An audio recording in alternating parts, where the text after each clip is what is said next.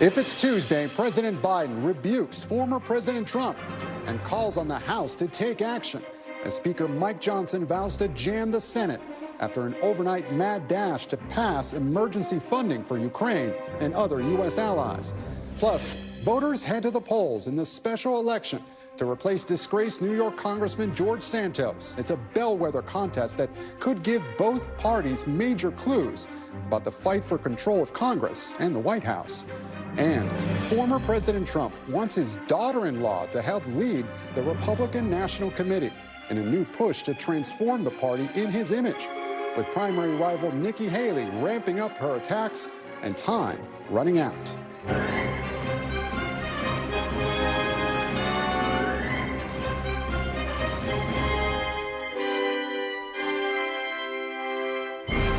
Welcome to Meet the Press Now. I'm Gabe Gutierrez in Washington, where this afternoon, President Biden spoke from the White House, delivering some of his sharpest attacks yet on former President Trump, while also demanding House Republicans take up a foreign aid bill that overwhelmingly passed the Senate overnight to supply Ukraine with critical wartime aid. In his remarks, President Biden called on House Speaker Johnson to bring that bill to the House floor, saying it would pass, even as House leadership signaled the legislation is dead on arrival. Here's the president. And I urge Speaker Johnson to bring it to the floor immediately. Immediately. There's no question that if the Senate bill was put on the floor in the House of Representatives, it would pass. It would pass. And the Speaker knows that. The Republicans in Congress who think they can oppose funding for Ukraine and not be held accountable, history is watching. History is watching. History is watching. Failure to support Ukraine at this critical moment will never be forgotten. The Senate passed that bill early this morning with 70 votes, well over the 50-vote threshold it needed. The $95 billion package includes critical aid for Ukraine and Israel, but no border security provisions. In his remarks, President Biden reserved some of his sharpest attacks for his likely general election opponent, criticizing comments former President Trump made at a recent rally that he'd encourage Vladimir Putin to potentially invade NATO members if they weren't meeting the alliance's security obligations. The former president has sent a dangerous and shockingly, frankly, un-American signal to the world. Just a few days ago, Trump gave an invitation to Putin to invade some of our allies, NATO allies. No other president in our history has ever bowed down to a Russian dictator. Well, let me say this as clearly as I can. I never will. For God's sake, it's dumb, it's shameful, it's dangerous, it's un-American. When America gives its word, it means something. When we make a commitment, we keep it. And NATO is a sacred commitment. President Biden's remarks this afternoon, of course, also come as the White House tries to dispel concerns about his fitness for office following last week's scathing special counsel report, which said he struggled with memory issues. And joining me now is senior White House correspondent Kelly O'Donnell and NBC's Ryan Nobles. He's on Capitol Hill. Kelly, I want to start with you. We heard that strong rebuke of former President Trump over his comments on NATO and Putin. Did those drive the comments, did they drive the president's decision to come out today on the supplemental? I think very much so. And there are lots of days when we hear from the president or the former president in the campaign space, and it is a level of normal rhetoric that will not be remembered. This is different, and it is notable, and it stands out. And that's why it is so newsworthy today, because President Biden is coming forward and very clearly setting a line that is about more than just the current vote, more than just this election, but a more sweeping argument about the place of U.S. credibility in history when he's talking about the NATO alliance and when he goes after former President Trump so conspicuously, forcefully, and deliberately on this issue.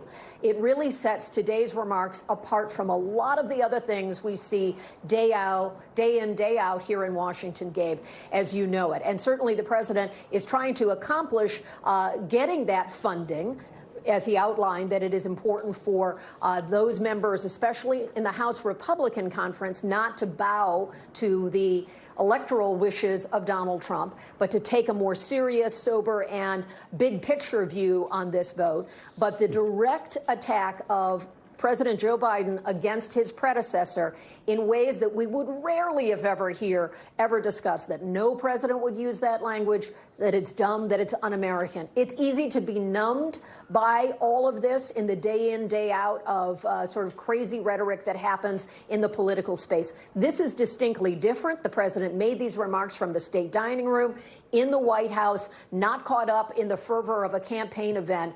It was pointed, it was planned, and it was meant to deliver a signal, not only to lawmakers today, but a much bigger message about what America stands for and the country's obligations to allies and other powers around the nation and around the world. So, Kelly, this was Plan B on foreign aid funding. This bill was, but as you know, House Speaker Johnson says the House won't take it up. So does the White House have a Plan C here? Well, the president is trying to use, in effect, the bully pulpit today to compel the House Speaker, who has the power here, about bringing this forward. If that fails, there's a real serious problem, because this is where divided government and co-equal branches of government really come into a potential gridlock. There is broad bipartisan support for this funding, and the border piece that was at issue had been presented, and that has also been ignored, largely because former President Trump discouraged Republicans to be in line with that. So there isn't an obvious next play except to push for this to go forward and then to regroup if it doesn't happen. But the president was clearly trying to set the stakes today in bigger terms than the ordinary, than the everyday, than just another bill on the floor, to make it bigger, brighter, and more critical of a choice. And that will put pressure on lawmakers. Historically, when there's an overwhelming majority in a Senate vote like this, typically the House does act and calls on members to vote. We'll see if Speaker Johnson does that. And Kelly, speaking of pressure on lawmakers, I want to turn now to Ryan Nobles on the Hill. Ryan, does the fact that this passed with 70 votes put any more pressure on Johnson to take up this bill? Well, Gabe, I spent the afternoon talking to House Republicans, asking them that same exact question, and it doesn't at this point. They do not seem to be moved at all by the fact that there were 22 House or Senate Republicans that voted for this measure. But that's not stopping Senate Republicans and the House Majority Leader Chuck Schumer from making that point to these House Republicans who may be a little bit wary about supporting this package. Listen to the argument they're making about why they believe there's enough support in the House to make this bill a reality. I am confident there are many Republicans in his caucus. I know, I've spoken to a whole bunch of them, who feel strongly we ought to pass this bill. And I will urge Speaker Johnson to step up to the moment and do the right thing. We get it out of here, and now the Speaker's going to have to decide where he wants to be in this chapter of history. People that are opposed to this, I respect anybody to take one position or the other. But for as long as I'm in the Senate, if it goes down that path and bad things happen in Ukraine, I'll remind them every single day that I'm in the U.S. Senate. And you can sense the frustration there from Senator Thom Tillis of North Carolina, who was one of the big proponents of getting this supplemental over the hump. They really do believe that there are enough votes in the House if this were to be brought to the floor to pass. The problem is they do not believe, and Speaker Johnson has signaled, that it won't even make it to that point. And the Speaker is the one who really controls all the floor action and can decide whether or not this even gets a vote. Right now, it's a roadblock for this piece of legislation, and there are no signs that the bill will find a way around it, Gabe. And Ryan, Senator Graham, a longtime supporter of Ukraine, voted no on the supplemental, saying instead that the money should be a loan to Ukraine. How significant of a shift is that, and what's the reaction been to that? You know, I think it was a collective shrug, particularly from members of the Senate that worked to get this particular piece of legislation passed. I don't think there's anybody that really believes that a loan under circumstances like these to these countries that are literally at war is a really practical exit strategy to this process. And furthermore, it's not likely enough to bring along skeptical Republicans who don't believe that there should be any funding for Ukraine in any way, shape, or form, loan or no loan. Now, maybe you could convince some of them. I know I talked to Congressman Ralph Norman of South Carolina a few minutes ago, who said maybe if it had offsets, if it weren't just something that was adding to the national debt, he'd at least consider it. But the idea that you could come up with some sort of structure whereby this aid package could be paid back in the future, no one believes that's based in reality. And even if it were, war, the likelihood that it would bring enough to the table to get the bill passed really seems like a fantasy. Kelly O'Donnell at the White House and Ryan Nobles on Capitol Hill. Thank you both so much. And as we noted, President Biden warned House Republicans that opposing the bill that would send $60 billion in aid to Ukraine would be, quote, playing into Putin's hands. The president referenced reports of Ukrainian troops running out of ammunition on the front lines. So joining me now from Mykolaiv, Ukraine, is NBC's chief foreign correspondent, Richard Engel. Richard, I've been watching your reporting today. Earlier today, you were in Kherson, which at one point, almost 2 years ago, was under Russian control. How are Ukrainians reacting to domestic politics here in the U.S. and this impasse that Congress is in? They're watching extremely closely. And I think the American audience is watching most closely what is happening in the United States because it impacts Americans directly. Probably the second place in the world where they're watching it as closely, or maybe even in some cases more closely, is here in Ukraine, because their fate is totally intertwined with American politics. This country is dependent on American military supplies, is dependent on the missile defense systems that arrive. It's winter here, and generally across the country, the power is still on. People's homes are still being heated. That is because more missile defense systems have been arriving. And that's just one example. In the city of Kherson, which is about an hour's drive from here, Russian troops are trying to advance. They are outgunning the Ukrainians about 5-1. In some places along the front line, the Ukrainians are outgunned 10-1. And the Ukrainians told me today, and are quite open about it, if more weapons don't arrive, they will not be able to hold on to the city. They are outmanned. They are outgunned. Already many people in Kherson, about 70% of the population, has fled the city. So they need assistance, and they need it quickly, because Russian troops are just a few hundred yards away from the city center, from the downtown center of Kherson. And that's just one example along the long front line that stretches from here in southern Ukraine all the way to the Far East. Clearly outgunned. And Richard, I want to ask you about this complicated relationship that Donald Trump and President Zelensky have had. Of course, it led to the first impeachment of the former president. So how are Ukrainians reacting to the possibility that Trump could return to the White House? With deep skepticism, a lot of fear. Like I said, they follow American politics very closely, so they follow all the statements from former President Trump, particularly when it comes to when it comes to Ukraine. They heard him say that he could settle this in moments after taking office. Here in Ukraine, people believe that means making a deal, forcing Ukraine to make a deal, giving up lots of territory to Russia, which Ukrainians believe is appeasement. They think that if you give away roughly 20% of the country, which is what Russian forces are occupying now, to Vladimir Putin, that he'll take that, he'll put it in the bank, and then he'll push for more. If he doesn't push for more on the first day, it'll be a year or two that he will take what he's been given and then try and take more territory. So they are not convinced that they have a solid and reliable ally in Donald Trump, and they're worried about it. I spoke to a woman I've known from Kherson for over a year now, and she was part of the resistance movement against the Russian occupation and was working in secret while Russian troops were occupying the city, and a story of incredible bravery. And she told me that, at least with Vladimir Putin, they know where they stand. They know what to expect from Vladimir Putin. He has said, and he recently just told Tucker Carlson the same thing, that Ukraine doesn't exist. It's a historic anomaly, that Ukrainians shouldn't believe this fantasy that they have an independent country and their own history and culture, that should all be dismissed, and that they should become Russians again. She said that Ukrainians know what Putin thinks, but they expect unpleasant surprises from potential future President Trump. Richard Engel in Mykolaiv, Ukraine. Richard, thank you. And with the White House pushing Congress for more aid for Israel as well, let's head now to the Middle East, where CIA Director Bill Burns is back in Cairo to continue talks towards a deal to secure the release of more hostages in exchange for a pause in the fighting in Gaza.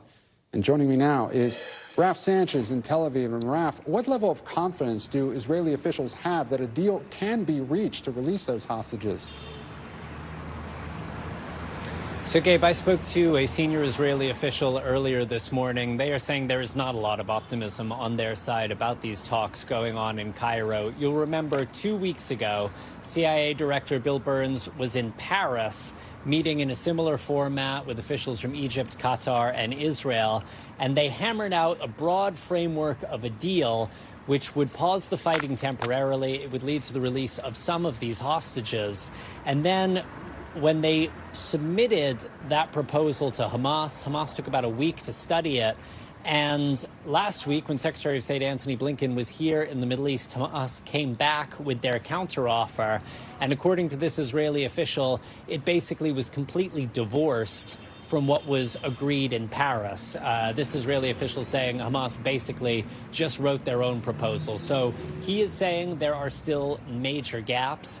It is worth stressing, Gabe, that this is a negotiation. The Israelis, like Hamas, do not want to appear like they want this deal more than the other side does. They don't want to have to make concessions. So a grain of salt with all of these briefings that we are getting from senior officials.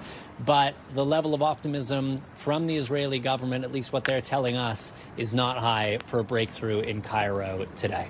Gabe. And Raf, I was at the White House briefing this morning, and the White House is reiterating its call for Israel to present a credible plan to protect the civilians in Rafah. Is such a plan even in the works? So I asked the Israeli military about this yesterday. They said they are drawing up that plan. It has not yet been finalized, nor has it been submitted to the Israeli government. But you ask humanitarian organizations, and they say the Israeli military can draw up all the plans it likes. There is nowhere safe for these some 1.4 million Palestinians who are sheltering in Rafah right now, more than half the population of Gaza, to go to. They have the sealed Egyptian border to their south. They have Israeli forces to their north with very intense fighting going on in the city of Han Yunis. There's some talk that maybe they could flee to the beach, which is west of Han Yunis.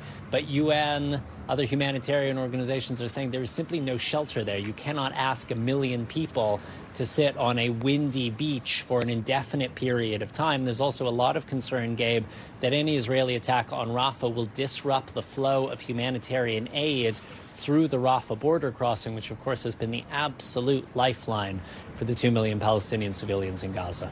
Gabe. Fleeing to the beach, that would be extremely chaotic. Raf Sanchez live for us in Tel Aviv. Raf, thank you. And coming up, all eyes are on the high-stakes race to replace Congressman George Santos. We're live on Long Island with the view from voters as they cast their ballots. And Steve Kornacki live at the big board to break down why tonight's results could be so consequential for both parties heading into November. You're watching Meet the Press Now.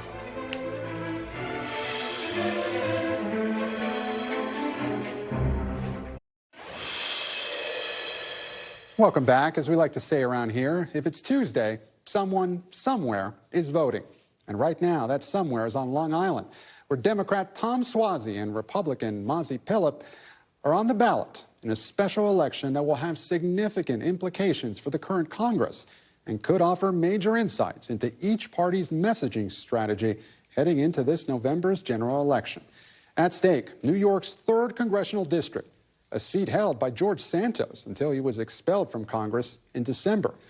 The parties have spent a combined $22 million on ads ahead of today's election, with Democrats shelling out $14 million, with the hopes of making Republicans' already slim majority in the House even slimmer.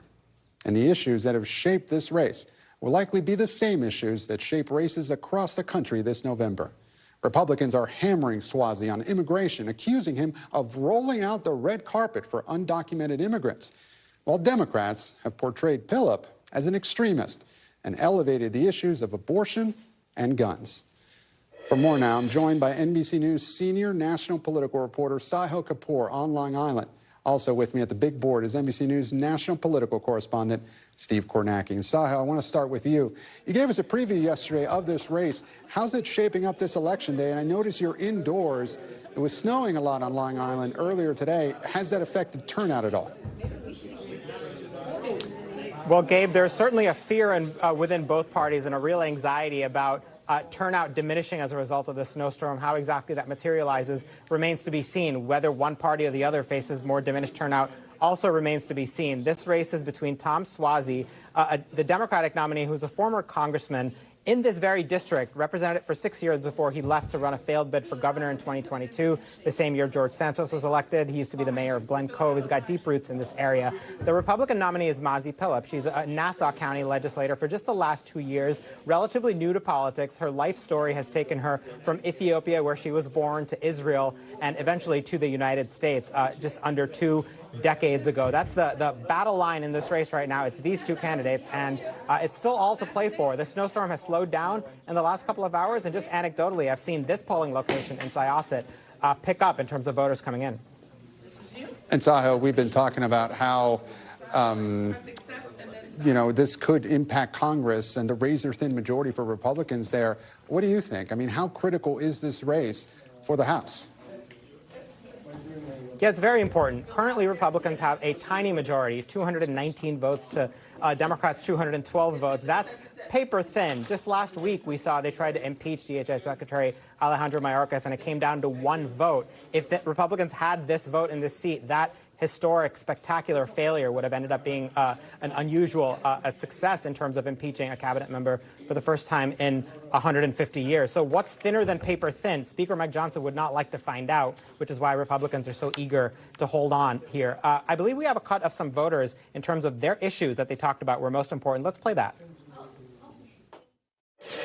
Most important right now, I would say normalizing our government again, getting people back to work that lost their jobs during the pandemic, like myself, and making sure that my children have safe streets to go out and play on. The abortion issue, the immigration issue, the economics, the ability to be partisan, to be open, to be able to... You mean bipartisan? Bipartisan, right. To be able to communicate so that maybe we can get something done. Now, the issues you just heard there from those voters, immigration, public safety, crime, abortion, those are very much the issues that are playing out in other similar bellwether battleground districts all over the country. So what happens here can tell us a lot about where the battle for the House and maybe even the presidency is headed, Gabe.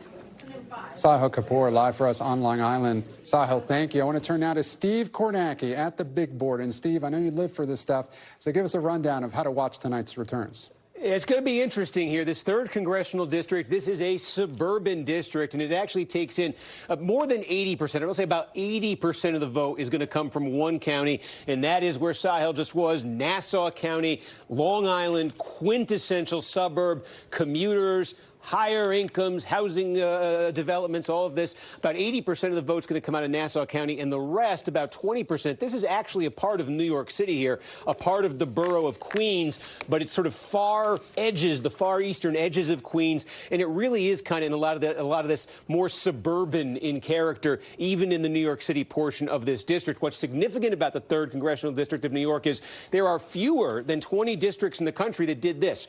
In the 2020 presidential election, New York's 3rd district voted for Joe Biden. It voted for him by 8 points. And then in the 2022 midterm election, George Santos obviously won this district, and he won it by 8 points. So it went from being a Biden district in the presidential race to the Republicans taking it by the same margin, a swing of 16 points there between those two elections, Republicans taking it in 2022. So this is one of these places where, look, Republicans, as Sahil was saying, those are the issues they're running on. They think they can keep the voters that they gained here in the congressional race in 2022. They think they can keep them with that that message. The Democrats are counting on, obviously, as Sile said, abortion. They're also counting on the fact that Suozzi was the congressman from, the district was a little different when he represented it, but he was a congressman from this area. He has deep political roots on Long Island going back 30 years. They're hoping the familiarity of the Suozzi name can offset what has sort of been a Republican trend in Nassau County and on Long Island over the last 5 years or so, a pretty strong Republican trend. They're hoping Suozzi's name, familiarity with voters, can overcome that. They're also hoping, this is going to be interesting to watch, we've seen in special elections in the last couple of years, Democrats have really kind of been overperforming in special elections. Their voters have been more mobilized and energized to go out and vote in special elections than Republicans. Is that going to be a storyline that emerges here tonight? Because Democrats are hoping it will, obviously, tonight, and that will be a feature of the November race, a more motivated Democratic base than Republican. And Steve, you mentioned that huge swing from 2020 to 2022 from Democrats to Republicans. What do you attribute that to? It's interesting because we all talked in 2022 about the red wave that didn't happen. It did in Nassau County, and it did on Long Island. This was one of there were a few parts of the country where what Republicans were counting on happening in 2022 actually did happen, and this is one of them, the suburbs of New York City, especially on Long Island. And I think one of the things that worked here for Republicans is, first of all, this is, as we say, this is right outside New York City. Obviously, there's been a lot of attention in the last few years to crime in New York City, to quality of life, changes in the New York State bail law here, and a state and a city that are overwhelmingly run by Democrats. And it seems there might have been a reaction to that in the suburbs of Long Island. So that's another factor here. Are we going to see a reaction to New York City, New York State politics and sort of some issues in New York City here in the suburbs tonight? Steve Kornacki, I know we'll be watching, and so will you. Up next, age-old questions for Democrats. Congressman Dean Phillips will be here on set to discuss the future of his long-shot primary campaign against President Biden. You're watching Meet the Press Now. Stay with us.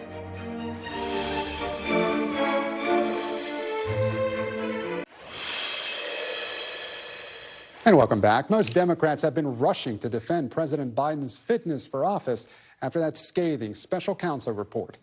But not Minnesota Congressman Dean Phillips, who's running a long-shot primary campaign against the president. In a statement, Congressman Phillips writes, "The report simply affirms what most Americans already know, that the president cannot continue to serve as our commander-in-chief beyond his term, ending January 20th, 2025.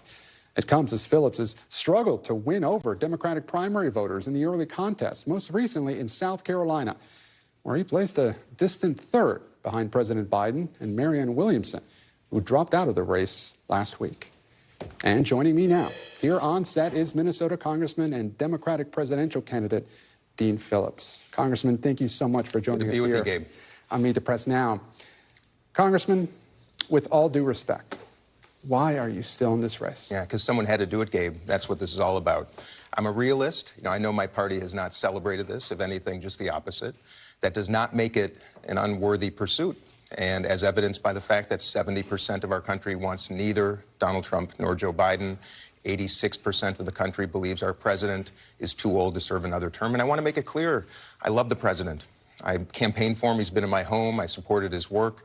This is not about him right now. This is about serving until January of 2029. And I know saying the quiet part out loud is unusual in Washington. And I also know telling the truth generates no political rewards. It surely hasn't to me. It didn't for Liz Cheney. That's the culture I'm trying to change, Gabe, and that's why it's important that somebody had the audacity to challenge this ridiculous status quo. And Congressman, look, I don't have to tell you, it's a tough message, though, to sell, because you're saying you love President Biden, yet you're running against him. What is your path forward here? Actually, I'm running against President Trump, former President Trump. That's the whole point. But in the primary, you're running against Gabe, our President system, Biden. our atrocious duopoly, the one that George Washington warned us about, when he warned us about factions, it's proving very true right now. It is not serving the country's interest. You go into any street in this country, in any town, any village I've been in fact, a report right now from Sahil Kapoor in New York, same thing. People are dismayed and disgusted with how our government is working.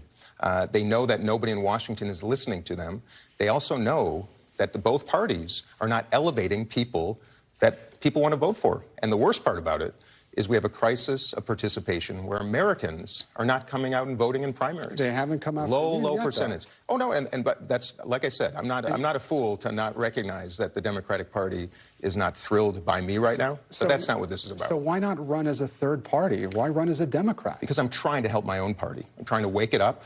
Trying to wake it up to people to listen to what's going on. Costs are out of control for families. Chaos at our border. I've been trying this for years now. It's been a crisis for years. A lot of people, though, say you're hurting your own party. That you're taking away votes either from President Biden or perhaps, you would take votes away from Nikki Haley. Yeah. Well, I'd call it tough love. And the fact is, if we continue this way, operating this way, we're going to continue to lose to people like Donald Trump, like we did in 2016 by doing exactly the same thing. Look, I didn't come to Congress thinking this would be a long career. I had a very nice life. Woke up the morning after the 2016 election. My daughters were in tears. I promised them I would do something, and I flipped a 60-year Republican district blue. Well, but Gabe, this is what this is about. My party is not listening to America. My party is actually suppressing debate, suppressing voters, and suppressing candidates. I'm trying to wake it up. And there's a whole generation of outstanding young Democrats that are able to serve, ready to serve. I asked Gretchen Whitmer to run. I called J.B. Pritzker. Gavin Newsom, Vice President Harris, come on. Don't let the party tell you when it's time to meet the moment. I've been doing this for a year and a half, Gabe. It's an important, very, very important mission. Congressman, you said your party is not listening to America, but is America listening to you so far? No. In fact, I'm glad you asked the question. You know how many invitations I've had to MSNBC in 4 months? One. CNN did a town hall for every one of the GOP candidates, not one for me. So, of course, does that make it hard for someone who's not well known? Of course. And that's part of the problem in this country right now. There are a handful of people picking and choosing who America is exposed to, and I'm trying to say it's time to change that. We need competition. We need a new generation. And if that's my legacy, and if I inspire one young person in this country to actually be audacious once in a while, to speak the truth when nobody wants to hear it, then it was a success, and it already has been. Congressman, I want to move to the special counsel report. We mentioned your statement there off the top. A lot of President Biden's allies have called the report gratuitous and politically motivated. Do you agree? I think we're going to hear if we get the recordings of it, people can listen for themselves. I think that's important. Look at Merrick Garland appointed him, so I have to say, he was appointed by a Democrat with a Democratic president to conduct this special counsel's investigation. He was first appointed by former President Trump as U.S. Attorney. But Merrick Garland appointed him to do this. Fair enough. We all know. And I don't know. I don't know the answer to the question. By the way, this is not. I want to make it really clear to people watching. The president is not suffering a cognitive decline right now, but clearly he's suffering a physical and communicative decline. Everybody who looks at television and sees him can know that. The issue is not right now. He's going to serve for another year until January of 2025. We all know that. The issue is, do we feel comfortable with him serving until January of 2029? Should we feel comfortable with Donald Trump? No, neither of them. I want to highlight something you just said, though. You said that you want to see the transcripts here. Several House Republicans... No, not the transcripts. I want to hear the recordings. Hear the recording. I think that's what I mean. Look, not I. Okay, so you don't want just the transcript. You want to hear the actual recording. Several House Republicans have asked for that. Have asked the DOJ.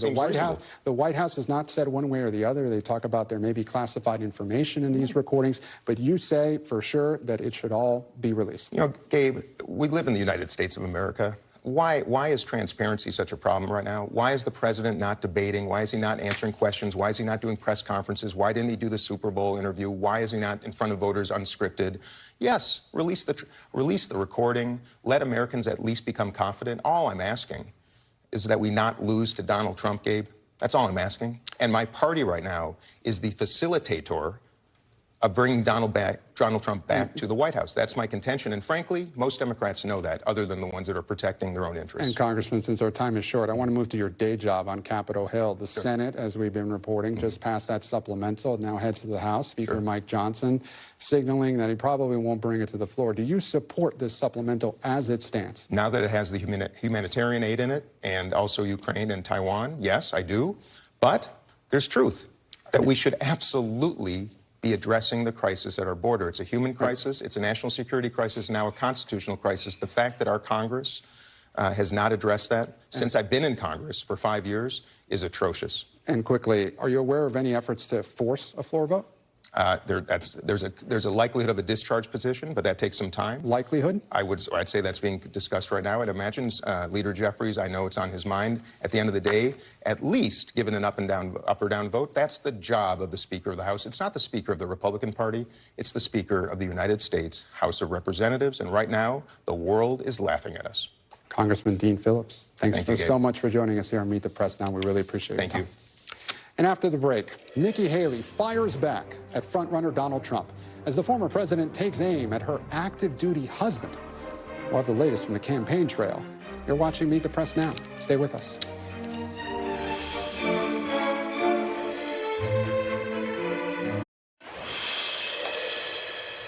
Welcome back. Turning now to the 2024 Republican primary race, where Donald Trump appears emboldened as he moves closer to securing the Republican nomination. Ahead of the South Carolina primary, Nikki Haley is increasing her attacks on the former president, saying Trump is not qualified to be president after his recent attacks on her husband, who is deployed overseas. Now, let's make one thing clear. Donald Trump's never come anywhere near a military uniform. He's never had to lay on the ground like a military man or woman would. He's never had to fight for survival like so many of them sacrificed to go do. The most harm he's ever come across is whether a golf ball hits him on a golf cart. This wasn't a slip of the tongue for Trump. When he goes off his teleprompter, that's him speaking from the heart. And it's a pattern. But even as she blasted Trump, Haley dodged the question of whether she would vote for him if he's the nominee. Yet another reminder of Trump's power over the party. Meanwhile, the former president appears to be literally trying to remake the Republican Party in his name, endorsing the North Carolina GOP chair to replace current RNC chair Ronna McDaniel, and calling for his daughter-in-law to be the RNC's number 2. Joining me now is the panel. NBC News Capitol Hill correspondent Vitali, who's been following the Haley campaign, White House correspondent for NPR, Deepra Shivram, Democratic strategist Ameshia Cross, and former Republican Congressman from Illinois, Rodney Davis. Thank you all so much for joining us here on set. So, Allie, let's turn to you if I can get that out. So you cover the Haley campaign. Yeah. Have these recent attacks from Donald Trump essentially invigorated her campaign? Look, I think the fascinating part about the way that Nikki Haley chooses to go after Trump is she takes the openings that he gives her, which is to say when he confuses her with Nancy Pelosi, she will take that as an opportunity to attack him on mental health and mental acuity and his mental fitness. When he goes after her for her husband being deployed overseas, she will use that as an opportunity to highlight the fact that he has many, many comments going against veterans and the way in which they've served this country. I mean, all of us remember when he went after John McCain, saying he preferred veterans that weren't captured. And Ted Cruz. This is also the other parallel here, too, right? It's not just the attacks on veterans. It's that we've seen him go after his rivals' spouses before, of course, going after Heidi Cruz, as you mentioned there, Gabe. But the fact that Nikki Haley is now at the center of it, it's another opening that she can take. But I do think that it's really stunning when you listen to her be asked, well, would you still support the Republican nominee? That's where it all tends to break down. And that was the point I was going to make. Deepa, why do you think Trump does this? I mean, this is who Trump is. Right. We were just talking about this. I mean, this is not new rhetoric that we've heard from him. This is exactly what kind of campaign he has run in the past and the kind of campaign he's running now. He could have done nothing this weekend and ridden, the special counsel report through the weekend, and yet he decided to make these comments about Nikki Haley's husband and also NATO.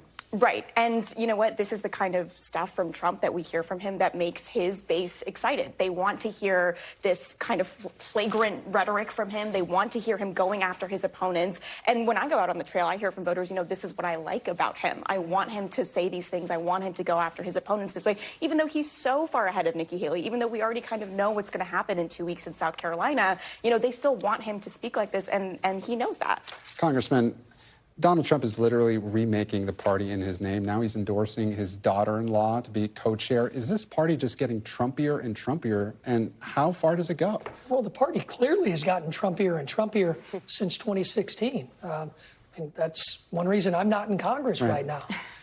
But you got to remember, this is the RNC we're talking about. Outside of Republican politics in Washington, nobody knows what they do. This is something that is small potatoes, but what is big potatoes is the upcoming presidential election. And that is where we're going to have a rematch. And what gets me is a lot of Republicans like me would have been asked, are you going to support President Trump? Well, when there's a binary choice, if Democrats were asked the same question, even though they're frustrated with Joe Biden, like my good friend Dean Phillips, who just left the studio, they're going to say yes. So don't be surprised when Republicans say we want Republican policy. But is there any way to put the genie back in the bottle? I know you're no fan of redistricting, but where do we go from here? Is there any way to go back? Well, what made you say I'm not a fan of the I mean, come on. Illinois did such a fair job for Republicans. Eric Holder, if you're listening to me, protest.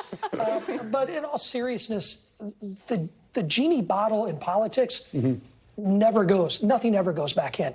It becomes the status quo. It becomes a situation you're dealing with. What we can hope for is the ebb and flow of our nation's history when it comes to political violence and political rhetoric that's really focusing on the far ends of the spectrum. It happened when we had many political bombings in the late 60s and early 70s. Thank God we don't have those now. I got a feeling that after an election like this, where you're going to have the far right and the far left converge against each other, maybe we'll get back to a little normalcy. Ameshia, we heard from President Biden today. He came out forcefully for the supplemental funding request. He blasted former President Trump yet again. How do you think he did? I thought he did really well. I mean, President Biden has a lot that he's up against right now. Obviously, the age question isn't going away, even though 4 years ago to today, all of us are 4 years older than we were in 2020. Yeah. However, I think that it really matters that he's leaning into this conversation, that he's positioning himself as a strong leader, that he's talking about the things that matter. And quite frankly, coming off of a weekend where what should have been a news headline was, quite frankly, Donald Trump trying to get rid of all of our treaties related to our processes in the Middle East, but also protecting Europe and our allies.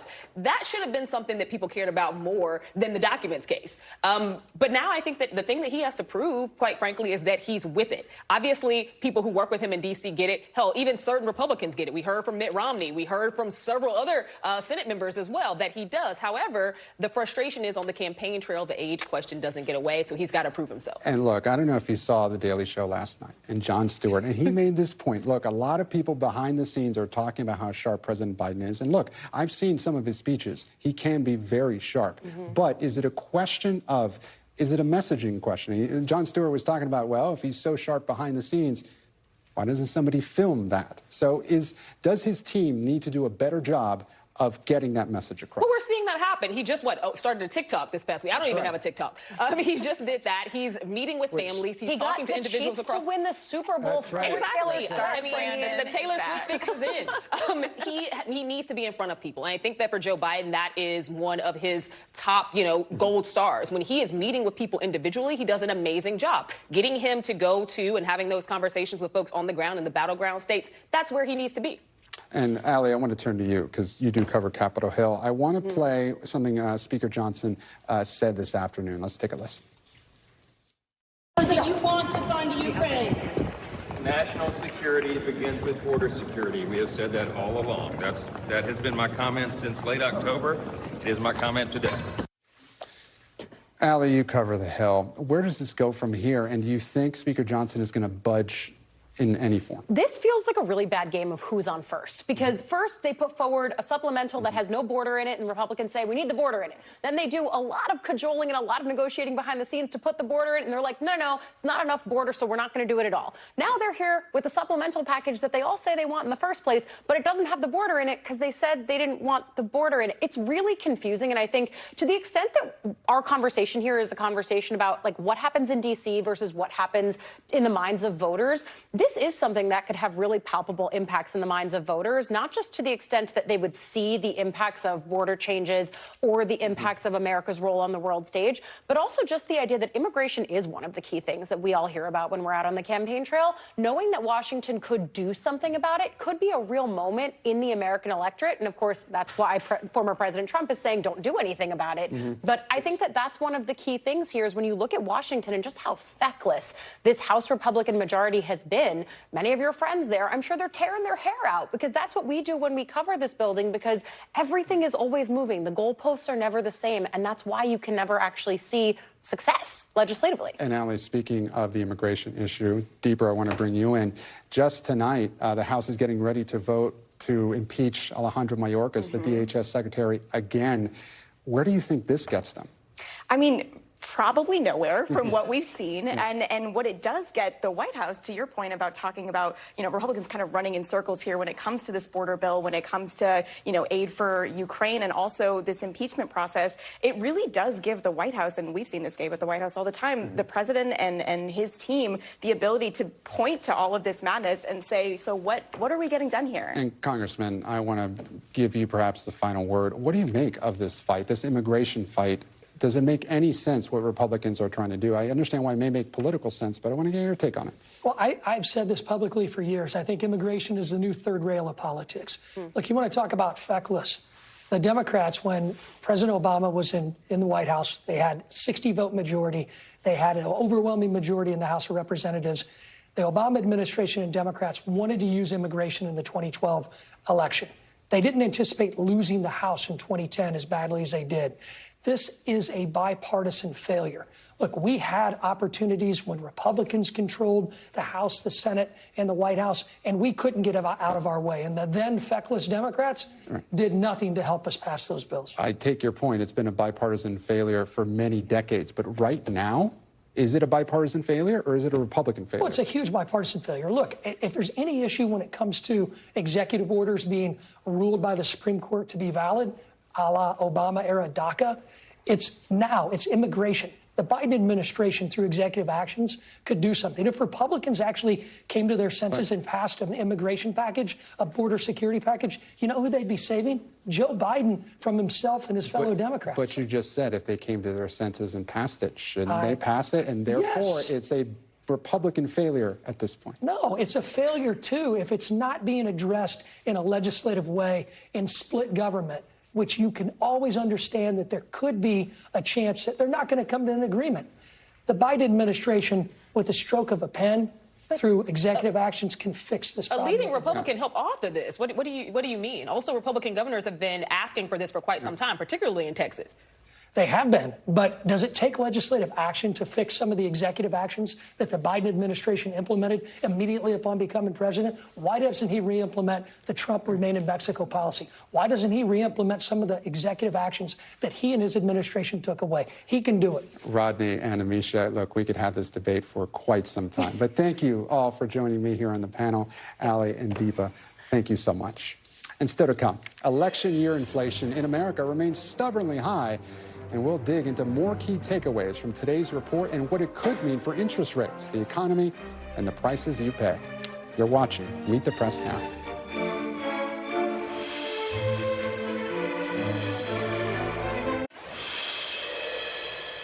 Welcome back. It's been a volatile day for Wall Street, with the Dow falling more than 500 points in response to some hotter than expected inflation data, which has investors questioning whether the Federal Reserve might have to reassess its strategy. The Consumer Price Index rose 3.1% year over year. That's down from December's 3.4% increase, but still higher than the 2.9% economists were expecting. Prices ticked up from December to January by 0.3%, also higher than expected. Driving the increase is essential goods like housing costs, which have risen 6% year over year, and food costs, which keep going up as well. Joining me now to break down the report is NBC News senior business correspondent Christine Romans. Christine, take us inside today's numbers. Yeah, that shelter number, housing costs, that was a real surprise. Economists have been saying they were hoping those numbers were going to start to soften heading into this year. And that's like 2/3 of the overall headline reading was that housing number. And then food prices as well. You've seen grocery prices start to moderate. Restaurant prices up, though, pretty big.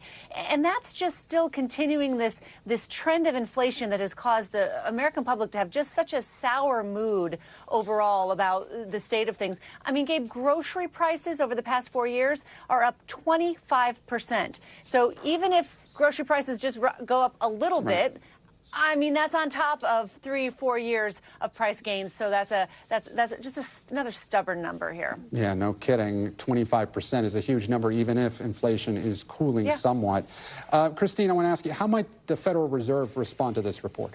Well, and that big reaction you saw in the stock market today is your clue here. I mean, the stock market and investors have been hoping the Fed would start lowering interest rates soon.